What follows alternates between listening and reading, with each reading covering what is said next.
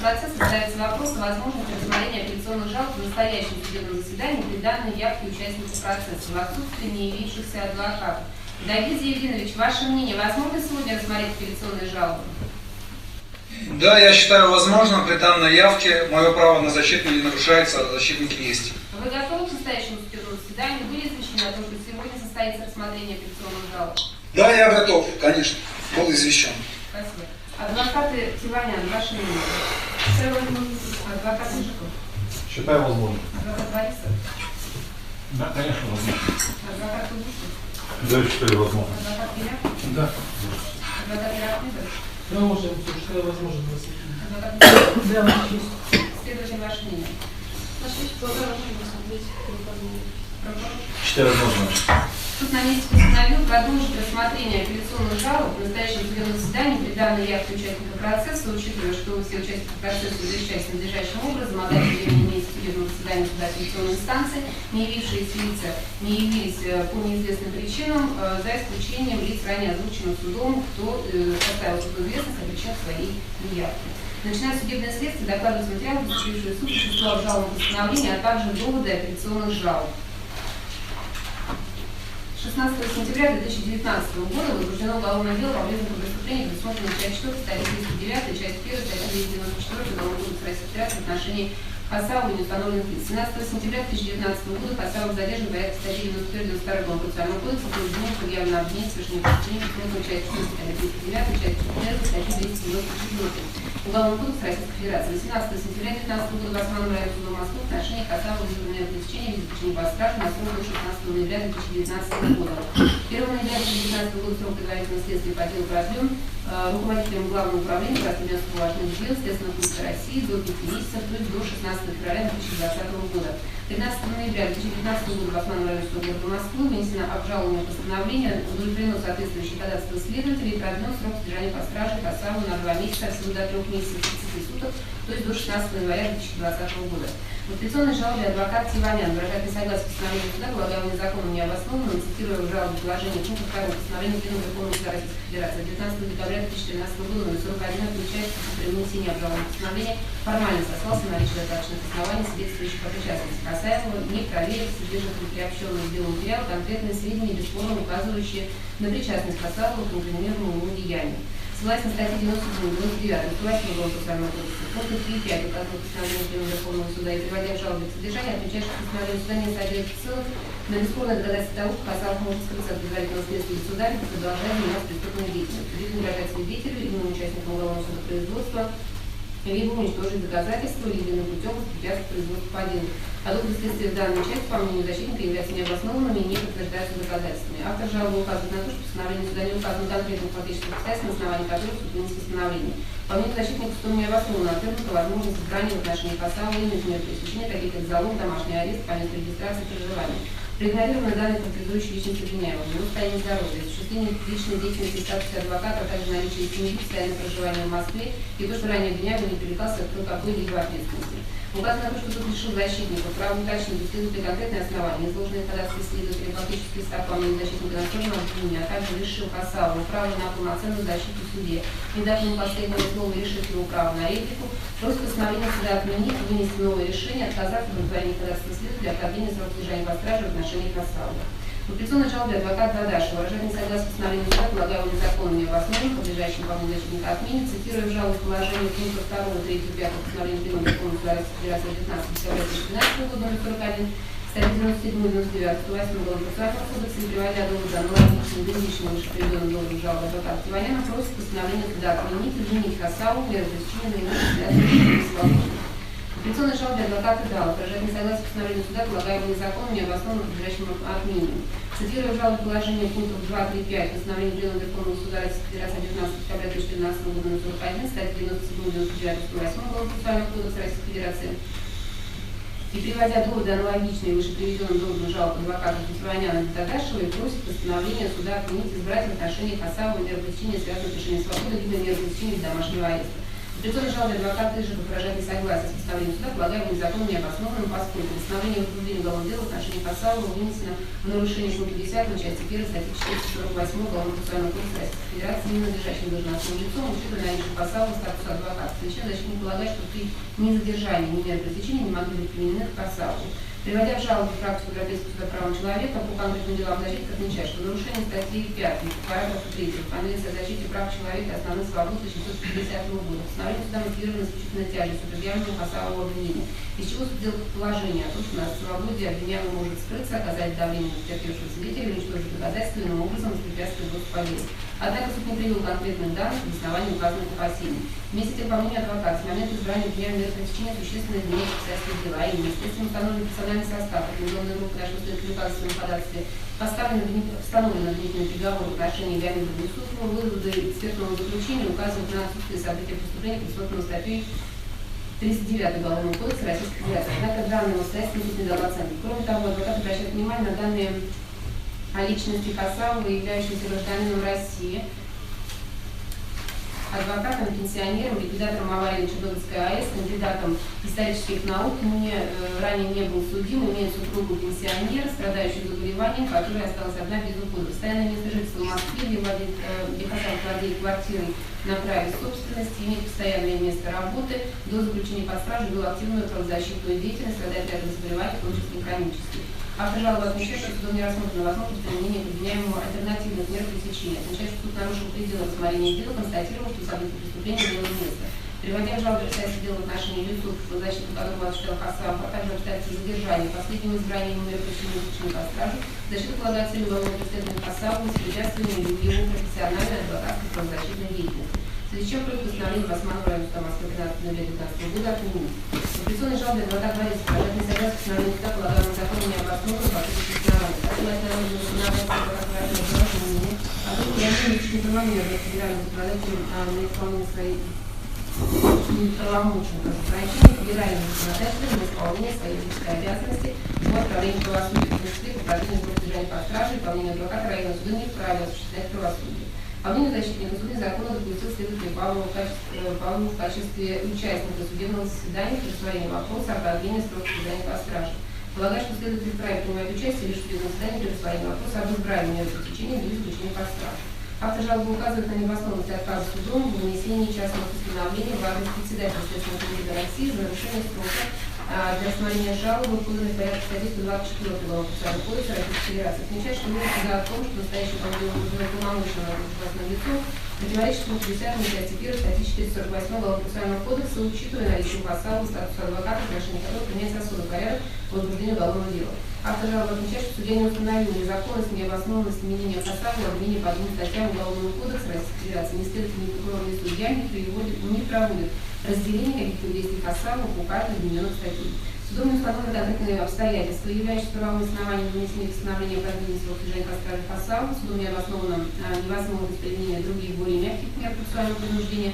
Судом не предоставлено последнее слово обвиняемому, что не защитник был лишен суда свои возражения относительно довода стороны обвинения.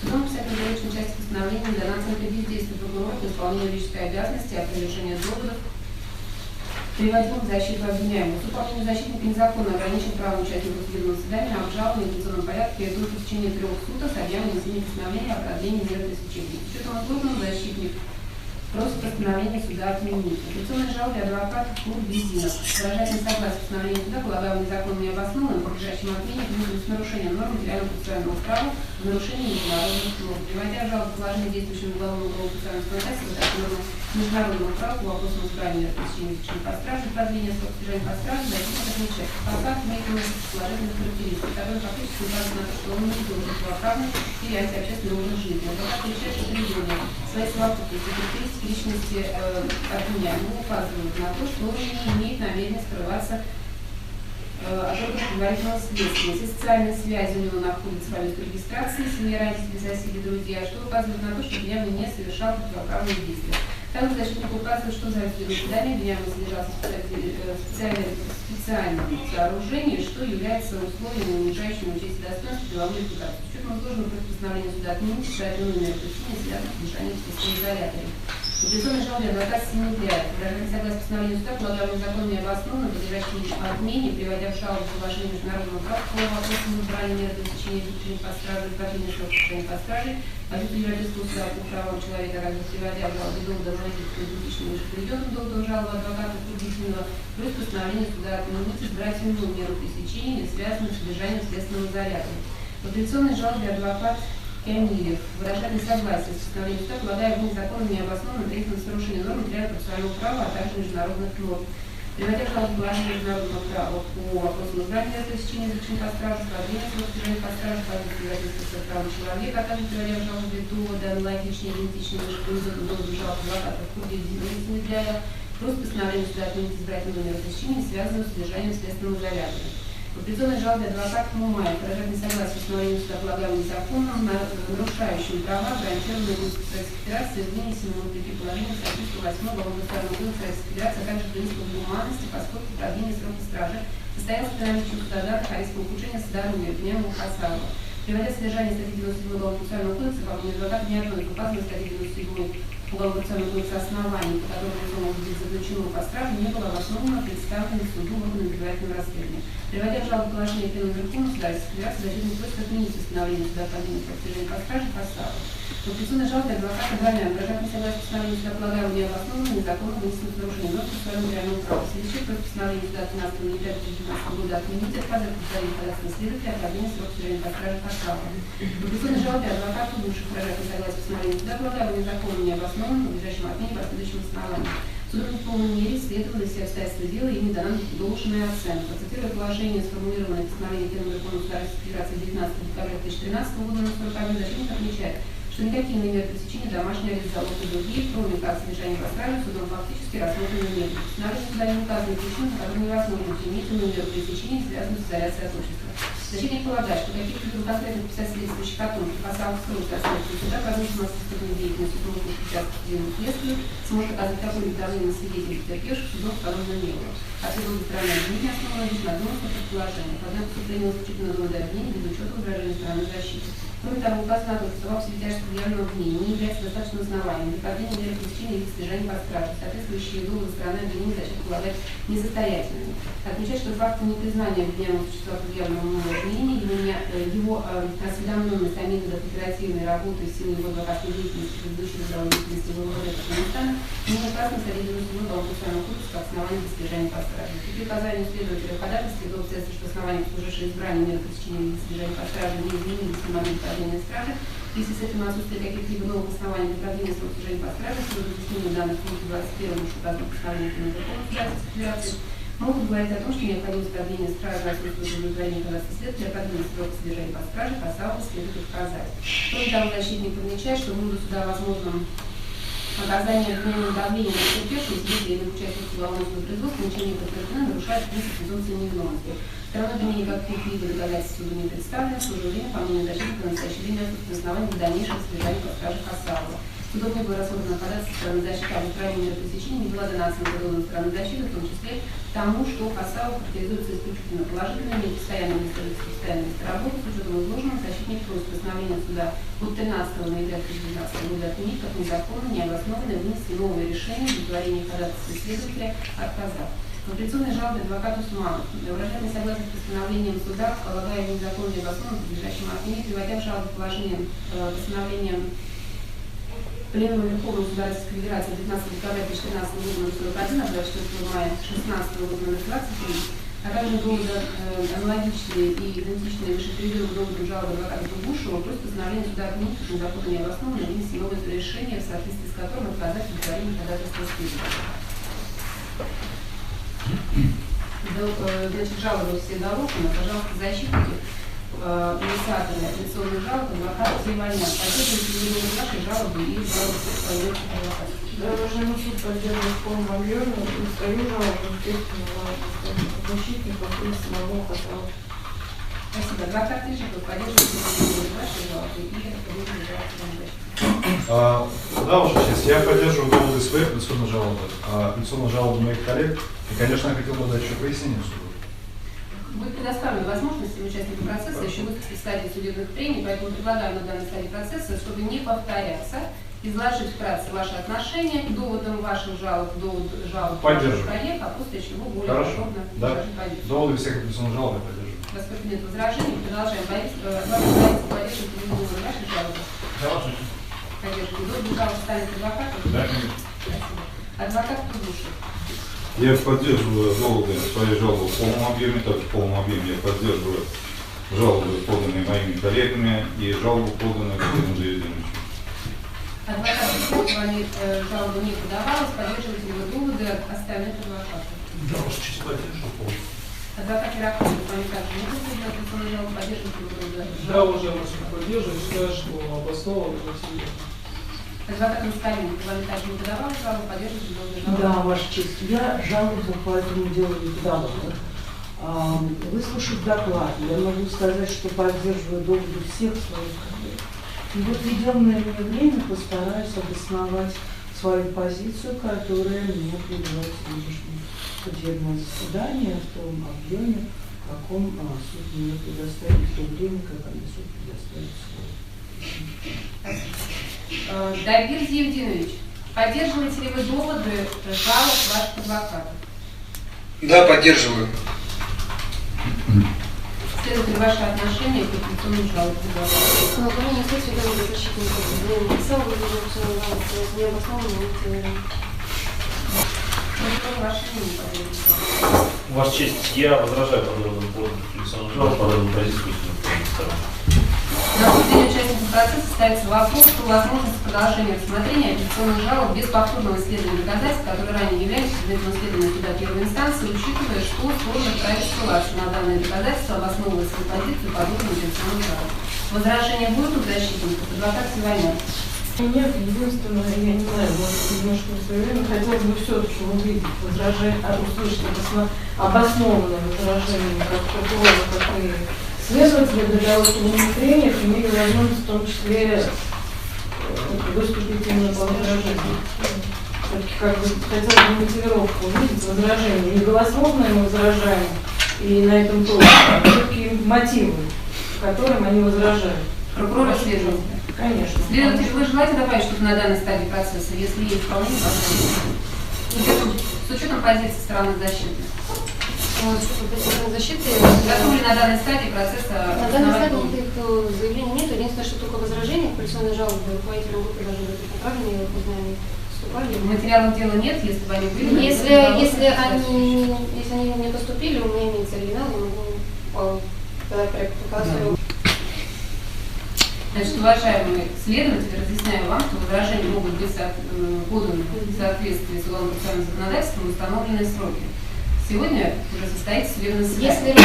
Если неправильно изложить, в таком случае я изложу их непосредственно, если они не поступили от руководителя. Как же мы можем? А мы потом как можем? У вас имеется текст возражений? Я могу... Можете передать стороне защиты? Ну, я могу, в принципе, сейчас высказать позицию.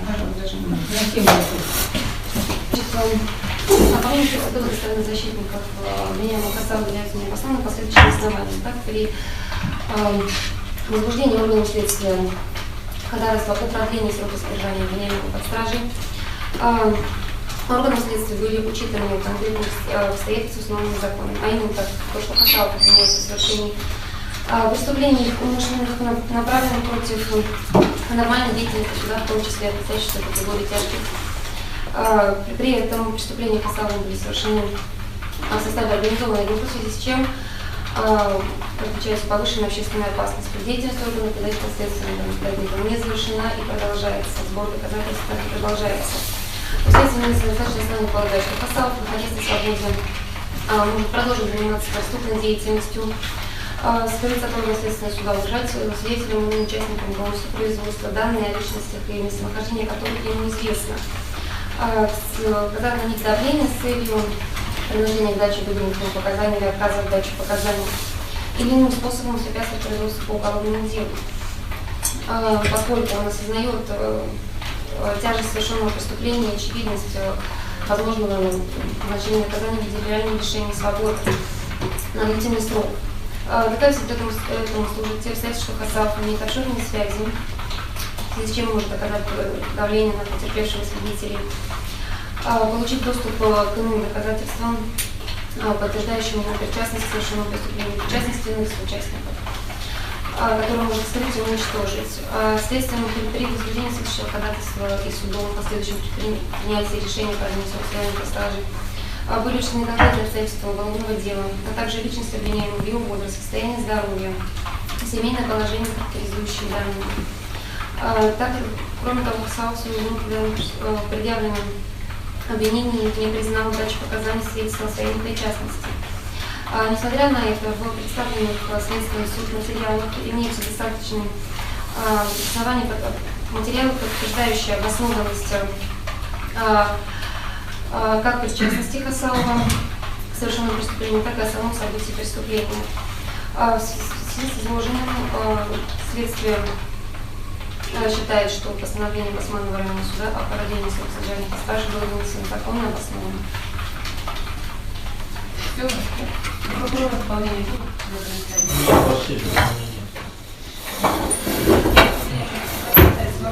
возможность продолжения рассмотрения апелляционной жалобы с повторным взглядом доказательств ранее выставленных наследования суда первой инстанции. Адвокат продолжил соглашение И усмотрение суда. Адвокат Мешков. Я считаю, что исследовать эти доказательства необходимо по той причине, что содержание обжалованного постановления указывает на то, что суд по большому счету эти документы и не исследовал, и не оценил. А есть документы принципиально важные. Я бы, например, отметил в первую очередь заключение экспертизы, полученное следствием, приобщенное следователем при ходатайству о проведении стражи. И в частности выводы этого заключения экспертизы. Там есть и стенограммы, где воспроизведены тексты трех аудиосообщений. Есть выводы экспертов, эксперты из ФСБ, где он дает конкретную оценку тому, что сказал Хасалов. Мы обращали внимание суда первой инстанции на эти выводы, на это заключение. Суд никакой оценки не давал. Полагаю, что это не исследовано надлежащим образом, а документ принципиально важен. Поэтому я считаю, что исследовать необходимо. Адвокат Борисов, ваше мнение. Ваша честь, я целиком полностью согласен со своим коллегой-предшественником, адвокатом Языковым Максимом Юрьевичем. Вот 3 раза нас следствие приглашало в СИЗО-4 «Медведь». Ну что, в управление ФСИН по городу Москве, что в районе Северного Медведского нашего города.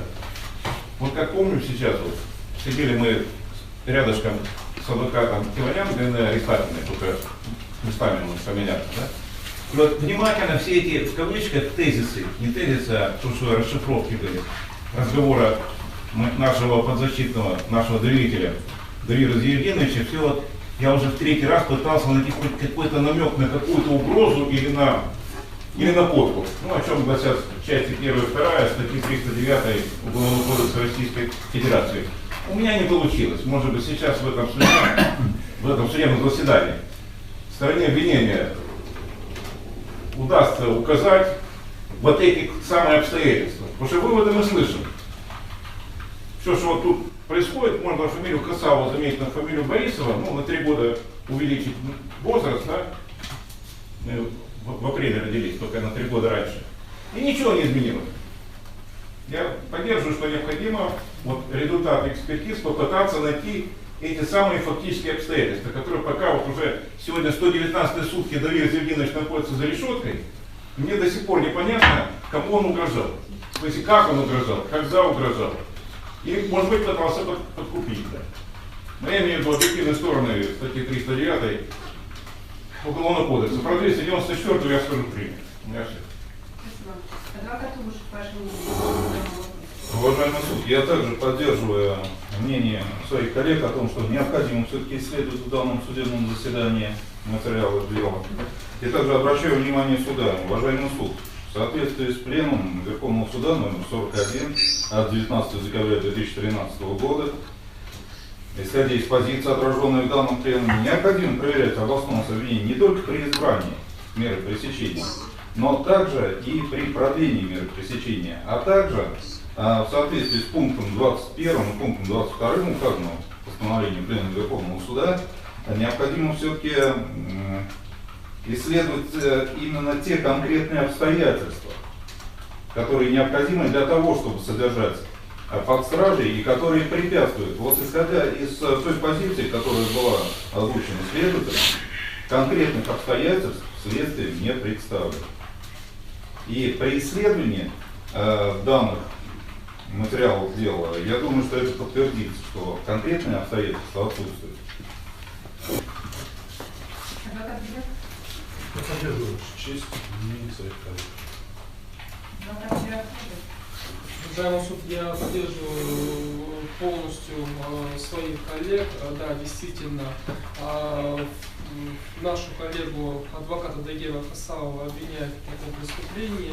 И всегда во всех процессах мы слышим, что он виновен, он совершил преступление, но тем не менее кто-то не говорит, в чем именно виновен. Мы до сих пор не знаем, в чем его конкретно обвиняют, какие угрозы он высказывал и каким образом он пытался или там совершил данное преступление. Адвокат Москаленко. Уважаемый суд, уважаемые участники процесса, вы знаете, что я не была участником первой инстанции, и разбирательство могу оценивать только с точки зрения протокола судебного заседания или вынесенного судом решения. И вот мои коллеги довольно дружно заявили о том, что следует рассмотреть те доказательства, которые были как бы не то что проигнорированы судом, а формально, Ваша честь, вообще не рассмотрены судом, потому что они не вошли в решение суда. А на это ссылается обвинение. Так вот, я склонна больше, я с ним совершенно согласна. Судебное решение, в котором не отражены обстоятельства, подтверждающие необходимость содержать под стражей человека, да, тем более еще и спецсубъекта, адвоката, защищенного своим статусом, оно порочно, оно не содержит эти данные. И надо бы исследовать все, что не было исследовано, или во всяком случае результатов исследования чего мы не можем найти в судебном решении. И да, я склонна поддержать позицию адвоката Симоняна, потому что в конце концов мы его защитники. И нам в конце концов все равно, если обвинение не просит исследовать эти доказательства, значит, они останутся неотраженными не только в решении суда первой инстанции, но еще и в решении суда второй инстанции. И значит, они просто не отражены ни в одном судебном решении. Поэтому у нас с адвокатом Симонян активная жизненная адвокатская позиция, но мы оставляем этот вопрос на усмотрение суда. Пусть суд решает. Может быть, суд не хочет во второй инстанции восполнить пробелы того, что было допущено решением суда первой инстанции. Дагир Евгеньевич, ваше мнение по обсуждаемому вопросу? Я придерживаюсь тому, что действительно я читал и протокол судебного заседания, который очень поздно изготовили. Многие документы требуют оценки, в том числе постановление о возбуждении уголовного дела.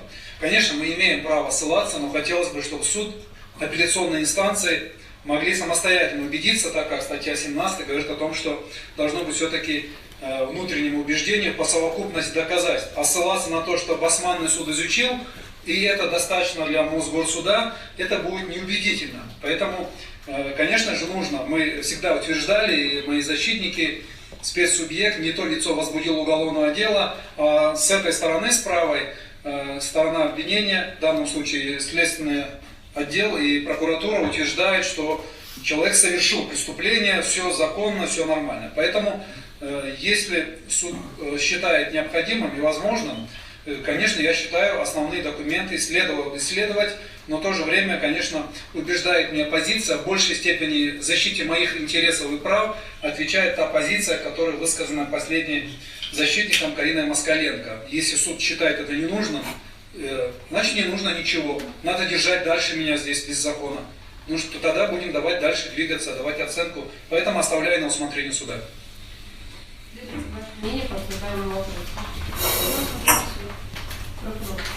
Ваша честь, я считаю, что оснований для повторного исследования данных материалов не имеется, что касается также и экспертизы, о которой идет речь в настоящем судебном заседании, поскольку если мы обратимся к протоколу судебного заседания, то мы увидим, что суд первой инстанции перед вынесением указанного решения исследовал все материалы, которые были представлены органам предварительного расследования. Кроме того, и позиция, и защита, и мы вправе ссылаться в прениях на данные документы, в связи с чем считаю, что повторных исследований нет необходимости.